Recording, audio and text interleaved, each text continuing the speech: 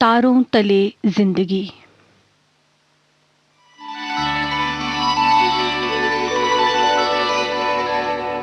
तारों तले जिंदगी। इस सीरीज में हम आपके लिए लेकर आए हैं हिंदी साहित्य जगत की कुछ चर्चित कहानियों और उपन्यासों पर केंद्रित नाट्य वाचन।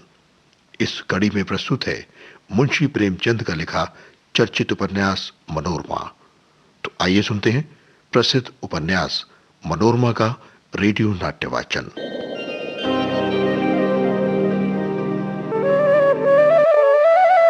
चक्रधर ने अहिल्या का सच मुंशी बजधर को बताया। राजभवन का खजाना खाली हो चुका था। उत्सव को मात्र एक सप्ताह रह गया था। अब आगे सुनते हैं मनोरमा के नाट्यवाचन की 13वीं कड़ी में।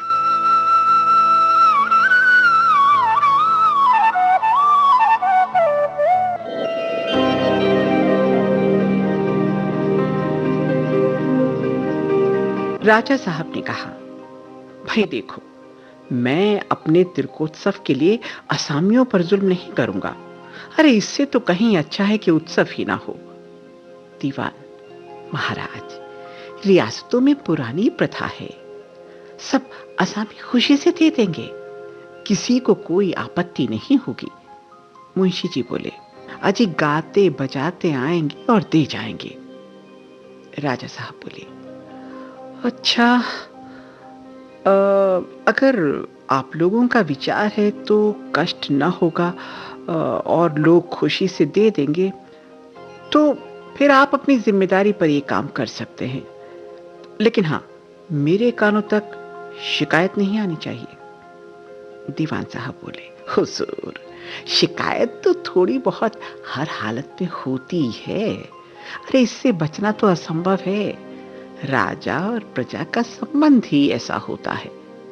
प्रजा हित के लिए भी कोई काम कीजिए तो उसमें भी लोगों को शंका होती है। लेकिन हाँ, हल पीछे 10 रुपए बैठा देने से कोई 5 लाख तक रुपए हाथ में आ जाएंगे। रही रसद, वो तो बेकार में मिलती है, बस आपकी अनुमति की देर है।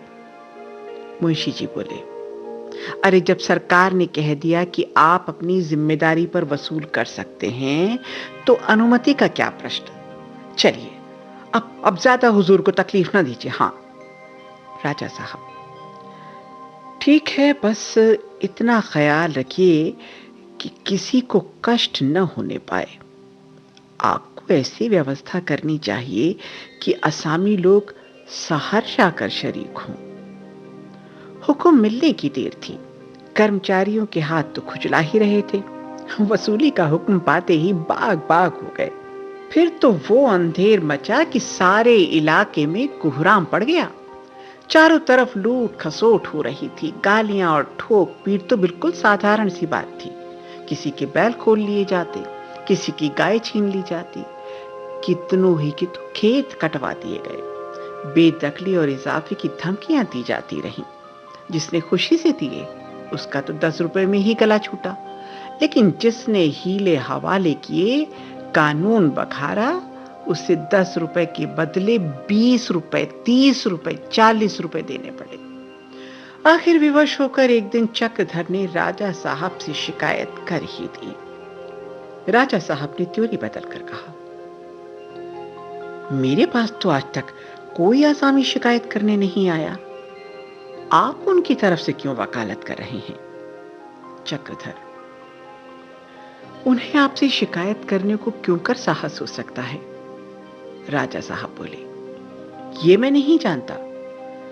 जिसको किसी बात की अखर होती है तो वो चुप नहीं बैठा रहता। चक्रधर, तो फिर आपसे कोई आशा ना रखूं? राजा साहब बोले, मैं अपने कर्मचारियों से अलग कुछ नहीं हूं। चक्रधर ने इसका और कुछ जवाब नहीं दिया। मुंशी जी राजभवन में इन्हें देखकर बोले, चक्रधर, तुम यहां क्या करने आए थे? अपने लिए कुछ नहीं कहा? चक्रधर, अपने लिए क्या कहता? सुनता हूं रियासत में बड़ा अंधेरा मचा हुआ है। वज्रधर, अरे ये सब तुम्हारे आदमियों की शरारत है। तुम्हारी समिति के आदमी जा जाकर आसामियों को भड़काते रहते हैं। चक्रधर, देखिए, हम लोग तो केवल इतना ही चाहते हैं कि असामियों पर सख्ती ना की जाए। आप लोगों ने इसका वादा भी किया था, फिर ये मारधाड़ क्यों हो रही है? वज्रधर, भाई इसीलिए तो आसामियों से कह दिया गया कि राजा साहब किसी पर जब्र नहीं करना चाहते। जिसकी खुशी हो दे, जिसकी खुशी हो ना दे। तुम अपने आदमियों को बुला लो, फिर देखो कितनी आसानी से काम हो जाता है। तुम आज ही अपने आदमियों को बुला लो, समझ गए? रियासत के सिपाही उनसे बेतरह बिगड़े हुए हैं, और ऐसा ना हो कि फिर मारपीट हो जाए। चक्रधर यहां से अपने आदमियों को बुला लेने का वादा करके तो चले, लेकिन दिल में आका पीछा हो रहा था। कुछ समझ में नहीं आता था कि क्या करना चाहिए। इसी सोच में पड़े हुए मनोरमा के यहाँ चले आए। मनोरमा ने उन्हें उदास देखा तो बोली, आप बहुत चिंतित मालूम होते हैं। घर में तो सब कुशल है ना? चक्रधर, क्या करूं मनोरमा, अपनी दशा देखकर कभी कभी रोना आ जाता है। सारा देश गुलामी की बेड़ियों में जकड़ा हुआ है, और फिर भी हम अपने भाइयों की गर्दन पर छुरी फेरने से पास नहीं आते। राजा साहब से लोगों को कितनी आशाएं थी, लेकिन अभी गद्दी पर बैठे 6 महीने भी नहीं हुए कि इन्होंने भी वही पुराना ढंग अख्तियार कर लिया। अब देखो ना, डंडों के बल पर प्रजा से रुपए वसूल किए जा रहे हैं, और कोई फरियाद भी नहीं सुनता।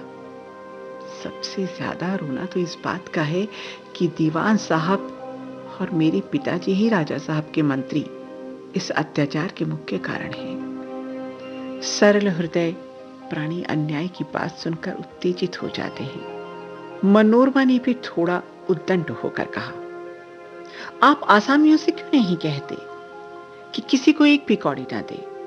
अरे कोई देगा ही नहीं तो वो लेंगे कैसे? चक्रधर को हंसी आ गई। बोले, तुम मेरी जगह होती तो आसामियों को मना कर देती?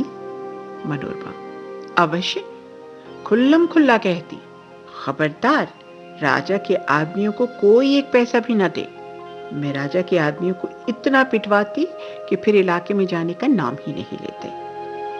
चक्रधर ये बातें सुनकर पुलकित हो उठे, मुस्कुरा कर बोले, अगर दीवान साहब खफा हो जाते? मनोरमा, तो खफा हो जाते। किसी के खफा हो जाने के डर से सच्ची बात पर पर्दा थोड़ी ही डाला जाता है।